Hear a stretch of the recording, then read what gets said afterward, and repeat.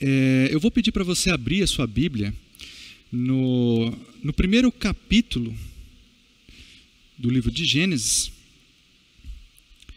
Vou pedir para você acompanhar aí da sua casa, e o texto também vai ser mostrado no canto da tela aí do seu televisor.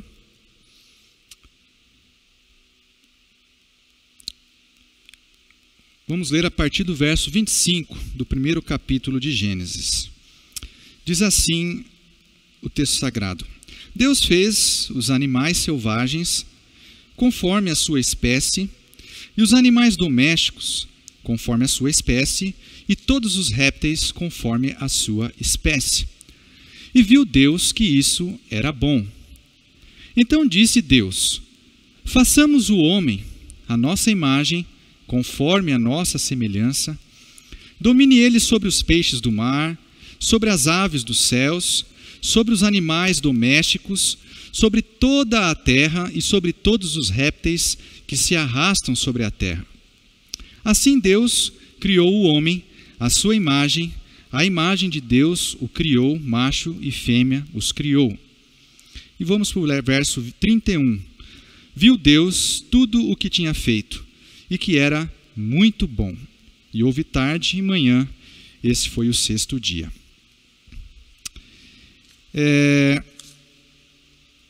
Se você tivesse que responder, deixa eu arrumar isso aqui. Se a sua vida é boa, você conseguiria responder isso? Qual seria a sua resposta? Como que nós sabemos se a vida nossa é boa? Nós conseguimos chegar a uma conclusão sobre isso? Então, uma vida boa. Agora, imagine uma vida muito boa. Se ter uma vida boa nesse momento que nós vivemos já é difícil, com pandemia, isolamento em casa, falta de emprego, crise atrás de crise, e parece que os nossos governantes não arrumam uma solução para isso, para a crise econômica, para a falta de emprego, para a crise na saúde. Como ter uma vida muito boa? Eu sei que esse tema, esse título, como ter uma vida muito boa, pode parecer um livro de autoajuda. Mas eu acredito que sim, é possível nós termos uma vida muito boa, mesmo com todo esse cenário que eu acabei de falar para você. E nós podemos chegar a essa conclusão.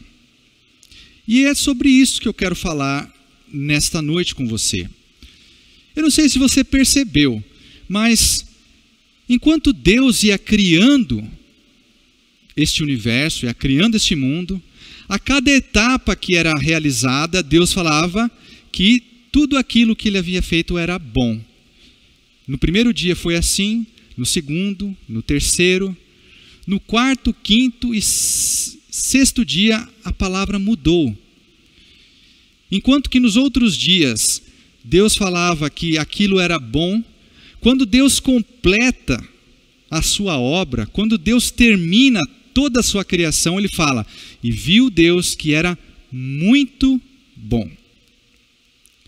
Então nós vamos nos debruçar sobre essa expressão e vamos entender o que Deus quis dizer com muito bom e por que é possível que eu e você tenhamos uma vida muito boa. Então vamos primeiro entender essa expressão muito boa ou muito bom. Então, depois que Deus fez todas as coisas, criou todo o universo, formou todos os seres vivos que existem, toda a matéria que existe nesse mundo, nesse universo, ele colocou o ser humano no centro de tudo. E disse que tudo o que ele tinha feito era muito bom. E bom é um substantivo que mostra uma qualidade positiva, uma coisa satisfatória. Ou seja, Deus fez tudo o que existe e entendeu que esse mundo, esse universo, tudo que ele fez, estava repleto de coisas agradáveis, satisfatórias e qualitativamente boas. Algumas palavras que são semelhantes a bom são aceitável, útil, proveitoso e conveniente. Mas quando o Senhor fez o universo, Ele não disse que aquilo era útil, não disse que era aceitável, ou seja, não foi o melhor que Ele pôde fazer, mas vai com isso mesmo. Ele também não disse que era útil, ou seja, isso aqui vai me servir lá na frente para alguma coisa, muito menos que era proveitoso ou conveniente. Não. Ele disse que era bom, mas não apenas bom, muito bom. Isso me leva a pensar que tudo aquilo que Deus faz é muito bom. Sempre. Deus não faz nada meia boca. Deus não faz nada básico. Deus não faz nada o suficiente. Ele faz tudo muito bom. Então, quando a gente vê esse versículo 31, e quando nós lemos esse versículo, o significado que nos salta é que Deus terminou a sua obra de criação e sentiu uma satisfação extrema, uma alegria plena por tudo aquilo que Ele havia criado. Toda a sua obra estava em plena harmonia. E no centro dessa criação estava o ser humano, que Ele havia feito. Era uma linda sinfonia. Eu não sei se você já ouviu música clássica. Eu adoro e tenho meus compositores preferidos. Mas entre os críticos há um consenso de que ninguém supera a Nona Sinfonia de Beethoven. Se você ainda não ouviu, ouça. Principalmente a parte em que ele compôs chamada Hino à Alegria. Essa música é de uma beleza inigualável e insuperável. Cada nota que Beethoven compôs foi colocada em seu devido lugar. Cada instrumento está harmonioso. E essa música ela vai crescendo e vai crescendo. Os instrumentos vão entrando, cada vez um instrumento diferente, até atingir o seu ápice, quando as vozes do coral entram e preenchem a música de uma forma tão bonita que o que acontece ali é realmente uma explosão de alegria, um verdadeiro hino à alegria.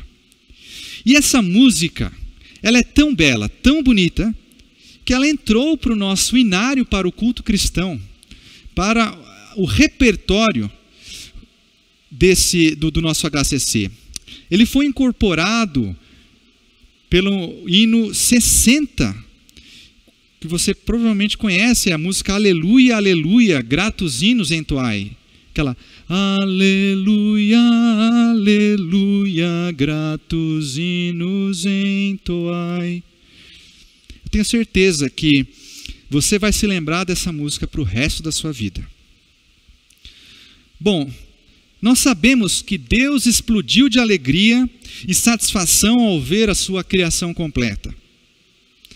Mas vamos assim nos debruçar sobre esta criação e analisar para entender por que ela era tão boa assim, porque ela era muito boa. O que ela tinha de tão bom que fez com que Deus a apreciasse tanto? Vamos então ver as características que nós podemos retirar da criação de Deus. após a sua finalização. A primeira característica que nós podemos destacar é a sua ordem. Se nós voltarmos no versículo 2 desse primeiro capítulo, nós vamos ver que há uma descrição de que não existia absolutamente nada. Era um vazio completo. Existia apenas o caos. Veja o que diz o versículo: a terra era sem forma e vazia, havia trevas sobre a face do abismo, e o Espírito de Deus pairava sobre a face das águas. Então nós percebemos que a criação nada mais é do que o triunfo de Deus sobre o caos, sobre o vazio. Se existe alguma coisa hoje, ao invés de nada, né? Se existe alguma coisa nesse universo, ao invés de absoluto vazio, é porque Deus assim o quis e porque Deus assim agiu. E essa descrição da criação é algo maravilhoso, porque Deus vai criando com ordem e planejamento. Ele cria as condições para formar e sustentar a vida humana. E ele vai fazendo isso na sequência dos dias, as divisões para que a criação seja ordeira. Ele separa a luz das trevas, ele separa as águas do firmamento, a terra seca dos oceanos, o dia da noite.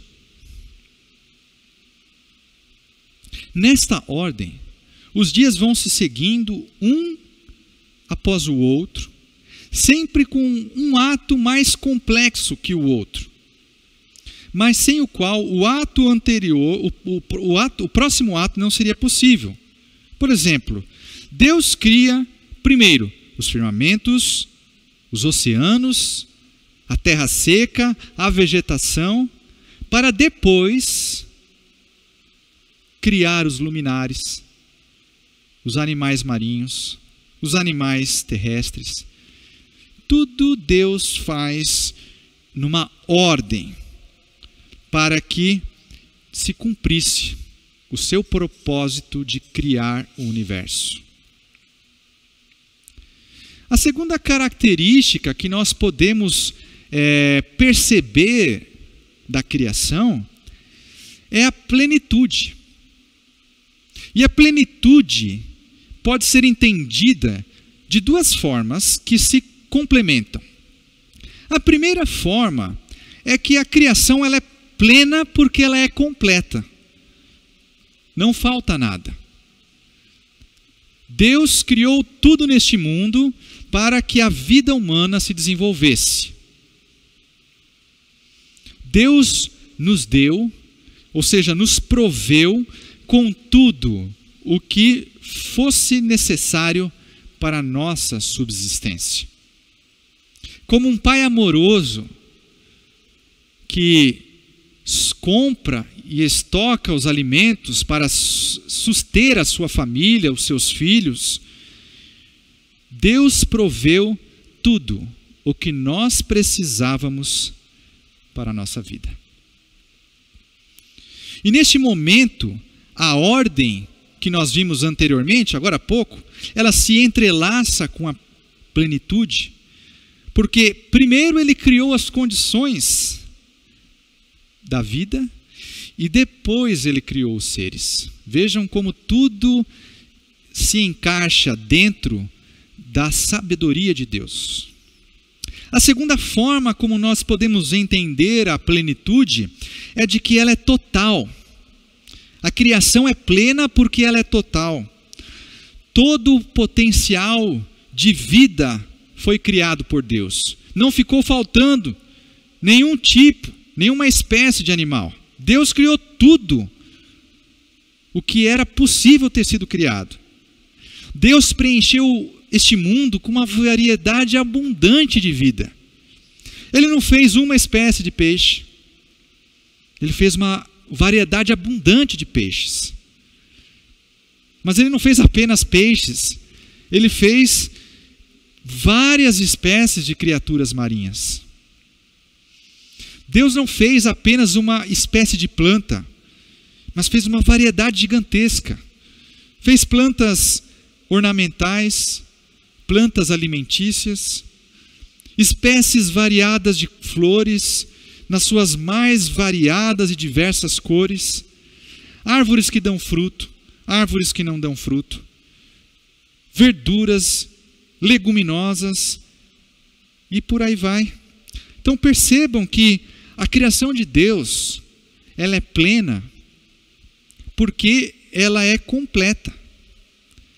E não só completa porque não falta nada, ela também é total, porque ela possui uma variedade infinita em sua criação. A terceira característica que nós podemos ter da criação, perceber na criação, é a harmonia. Quando Deus criou este mundo, Ele não foi tendo ideias atrás de ideias e foi colocando como num armário sem organização, como se estivesse fora do lugar.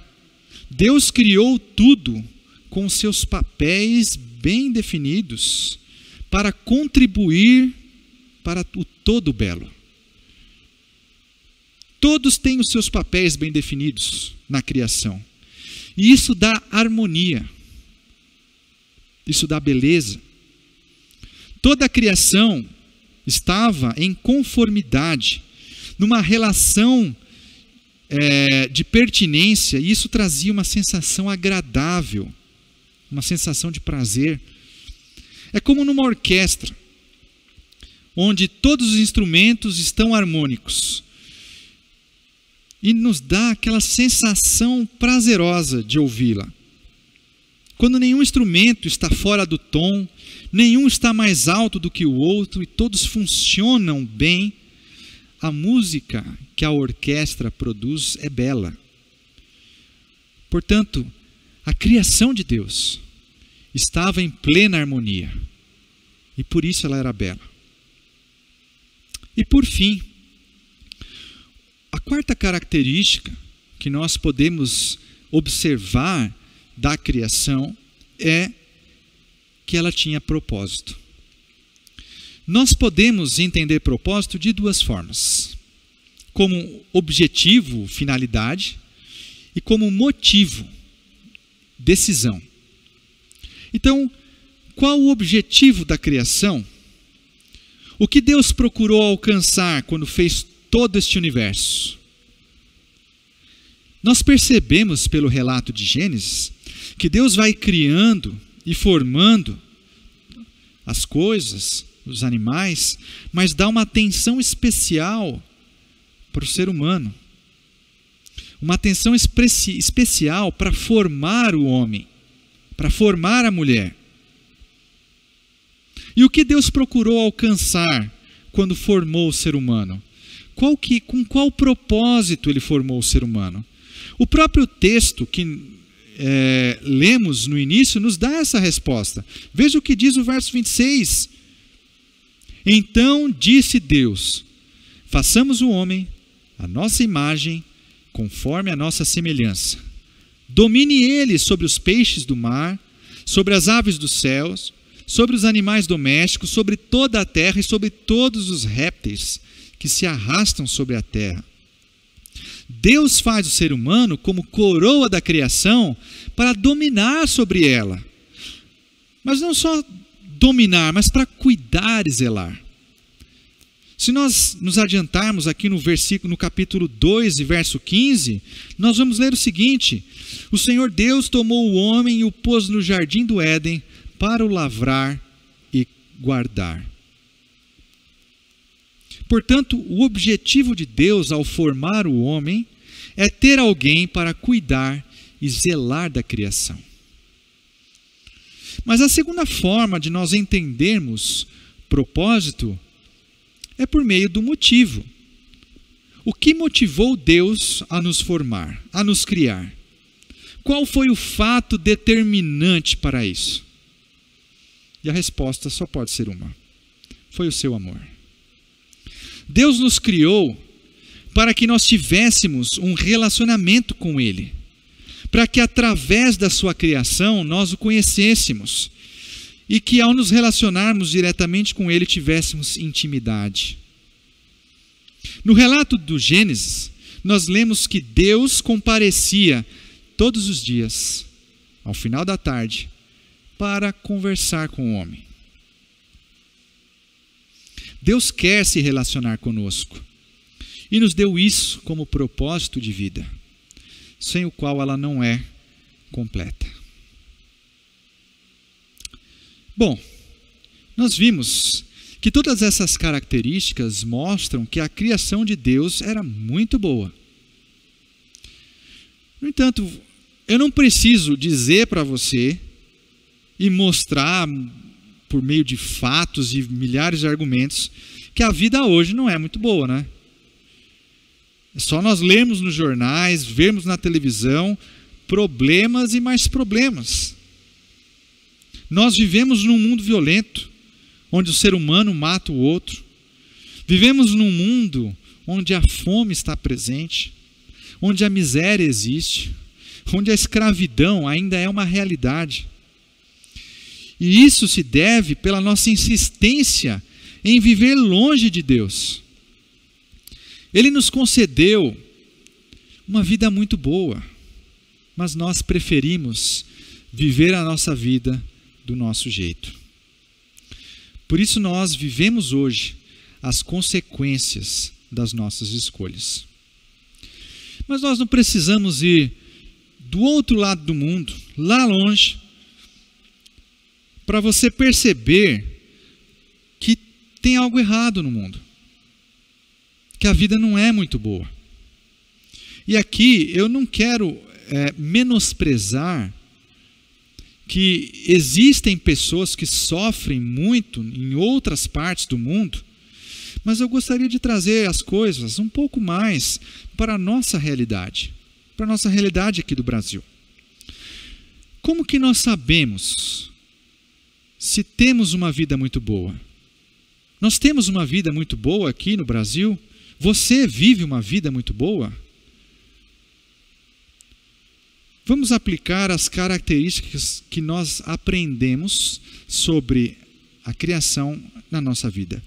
Primeiro, a nossa vida está em ordem. Ou seja, ela está organizada. Ou o que reina é o caos, o vazio.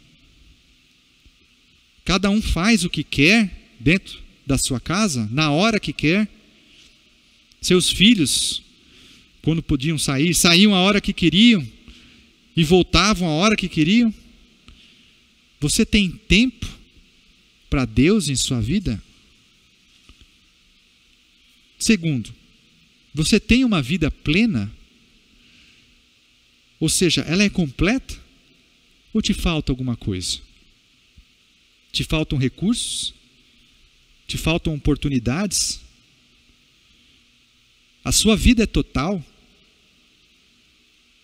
Você vive tudo aquilo que Deus preparou para você? Você desenvolveu plenamente as suas capacidades? A sua vida é plena? Terceiro, você vive em harmonia? Quantos estão em desarmonia na sua própria casa? Em desarmonia com seu cônjuge? Em desarmonia com seus filhos? Em desarmonia com seus pais, com seus parentes, com seus vizinhos? Você vive em harmonia com o seu patrão? E com seus empregados? Você vive em harmonia com seus colegas? Como está sua harmonia com todos? E quarto, sua vida tem algum propósito? Por qual objetivo você vive? O que você procura alcançar? Dinheiro? Poder? Sucesso? Posição? Por qual motivo você vive? Qual é o fator determinante da sua vida? Ou você espera apenas viver o aqui e o agora? Depois dessas perguntas, você será capaz de responder se a sua vida é ou não é muito boa.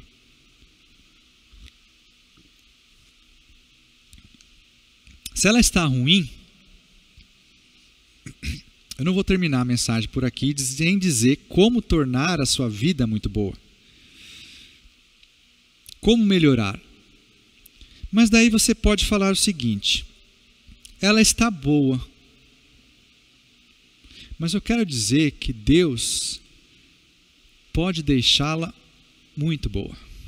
Não apenas boa, mas muito boa. Então, como ter uma vida muito boa? Vamos então, eu vou te mostrar agora como ter essa vida muito boa. Primeiro, como dar ordem na sua vida. Convide o Deus da ordem para entrar na sua vida. O Deus que domou a desordem pode muito bem te ajudar a organizar a sua vida. Será que a sua vida não está desorganizada porque você não tem muitas coisas na mão e não tem tempo para as coisas importantes? Será que a sua vida não está desorganizada porque você não tem levado os seus projetos até Deus, aos pés de Deus? Em Provérbios 16:3 diz que, nós lemos assim: confia ao Senhor as tuas obras e os teus planos serão estabelecidos. Os seus planos estão passando pelo crivo de Deus. Os seus planos estão sendo levados para que o Deus da ordem os organize dentro da vontade dele. Como tornar a sua vida cheia de plenitude? Como que nós tornamos a nossa vida completa e com todas as nossas potencialidades totalmente desenvolvidas? Enquanto esteve aqui neste mundo, Jesus nos disse assim: o ladrão só vem para matar, roubar e destruir. Eu vim para que tenham vida e a tenham em abundância. Jesus está nos avisando que existem coisas neste mundo que roubam, que matam e que destroem a nossa vida.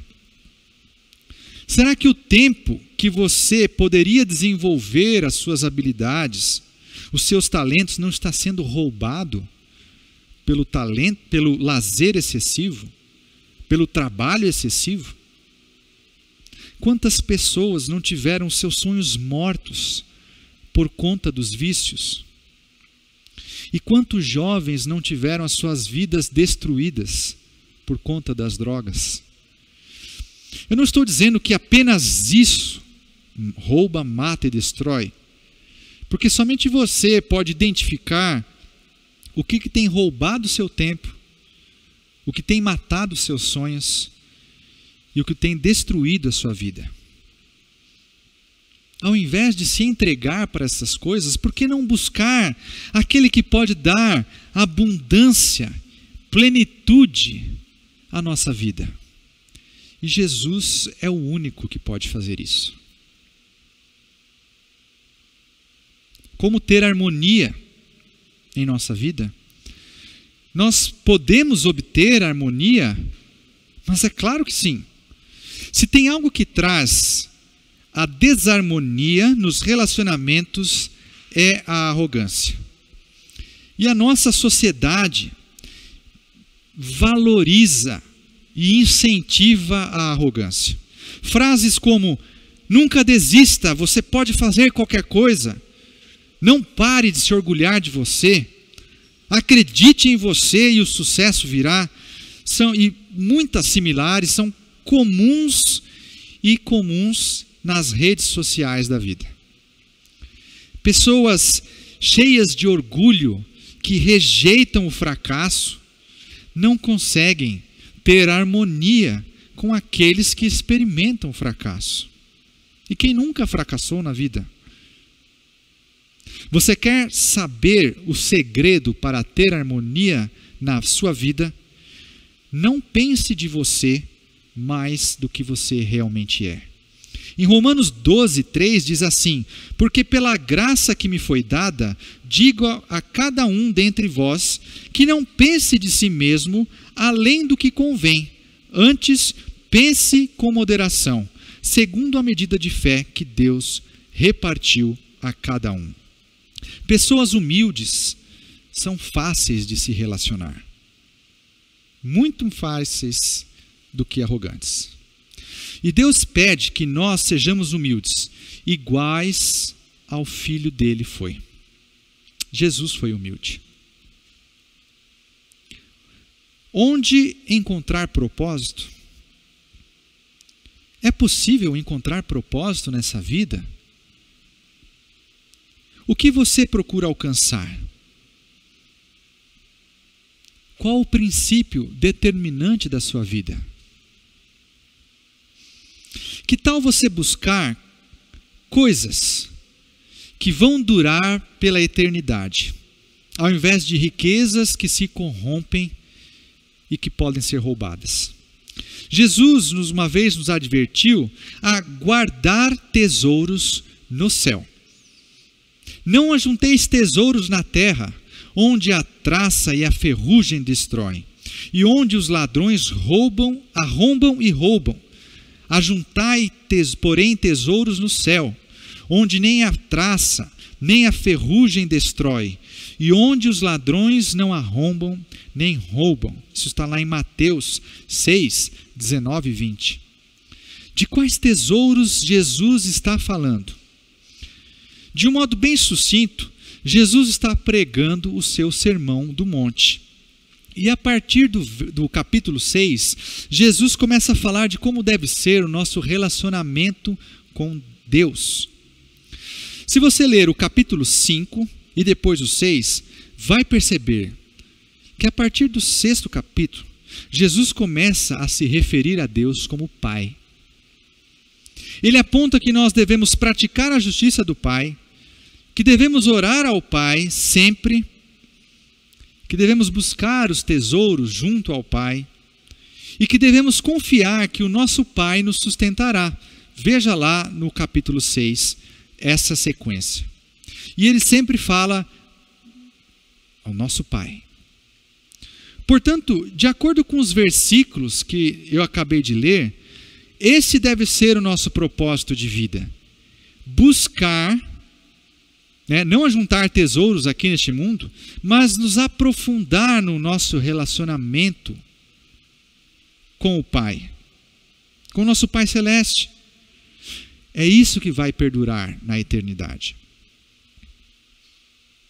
E por fim, você quer um princípio pelo qual viver?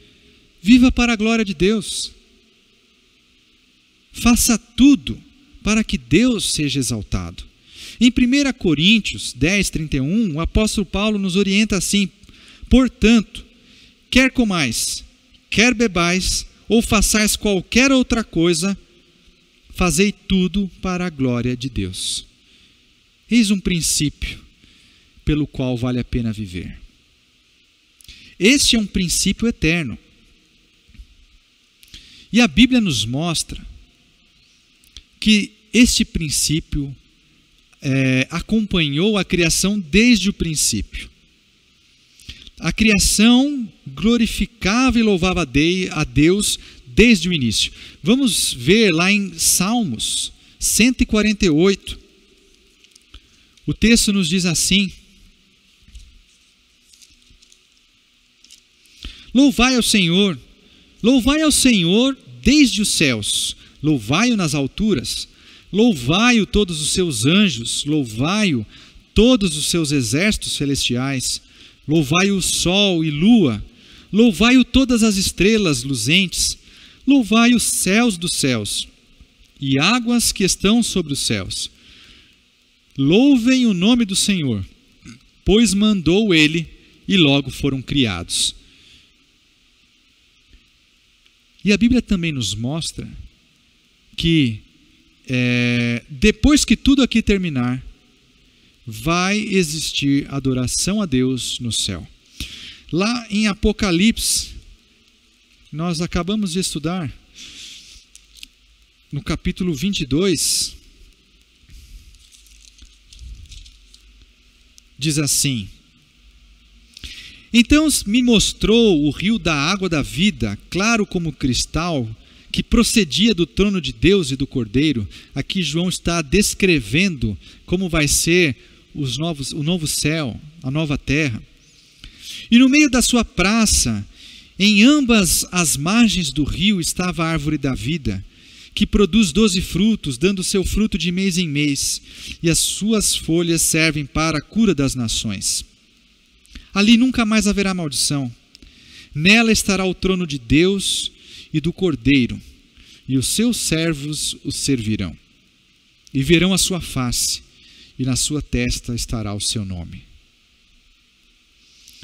Portanto, vejam que este princípio é um princípio eterno, um princípio pela qual vale a pena viver.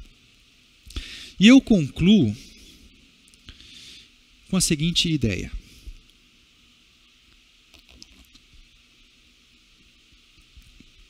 a vida é muito boa quando ela está em ordem, ou seja, quando as nossas obras, todas as nossas obras, todos os nossos planos estão dentro da vontade de Deus. A nossa vida é plena, ou seja, não nos falta nada. A vida é muito boa quando ela é plena, ou seja, não nos falta nada. Jesus nos fornece a abundância de vida que só Ele pode dar. A vida é muito boa quando ela está em harmonia, ou seja, quando nós abandonamos a arrogância e humildemente nos relacionamos com o nosso próximo. E a vida é muito boa quando nós temos propósito. E este propósito se traduz em nos relacionarmos com o nosso Pai Celestial e fazermos tudo para a glória dele. Espero que essa mensagem mostre para você como ter uma vida muito boa. E eu quero convidar você a orar nesse instante e depois nós vamos cantar um corinho muito bonito. Ó Deus bendito, nós te damos graças, Senhor. Graças te damos pela tua palavra que o Senhor nos deixou e podemos encontrar os princípios pelos quais o Senhor deseja que nós vivamos. Agradeço, Senhor, porque nós vemos que o Senhor formou este mundo de uma beleza tal e de uma forma muito boa. Mas nós decidimos viver afastados de Ti, e isso deixou a vida neste mundo ruim. Mas graças te damos, porque o Senhor nos dá a possibilidade de restaurar a nossa vida da forma como o Senhor planejou. E isso tudo se encontra na palavra que o Senhor nos deixou, se encontra em Jesus Cristo. Te damos graças porque através dele a nossa vida pode se tornar muito boa novamente. E eu peço a Deus que aqueles que estão nos ouvindo sejam impactados por esta palavra e, se ainda não deixaram Cristo viver e vir morar no seu coração, que façam nesse instante. Nos ajude, Senhor, a vivermos segundo os princípios expressos na tua palavra. Nos ajude a termos uma vida muito boa. É o que eu te peço e agradeço no nome de Jesus. Amém.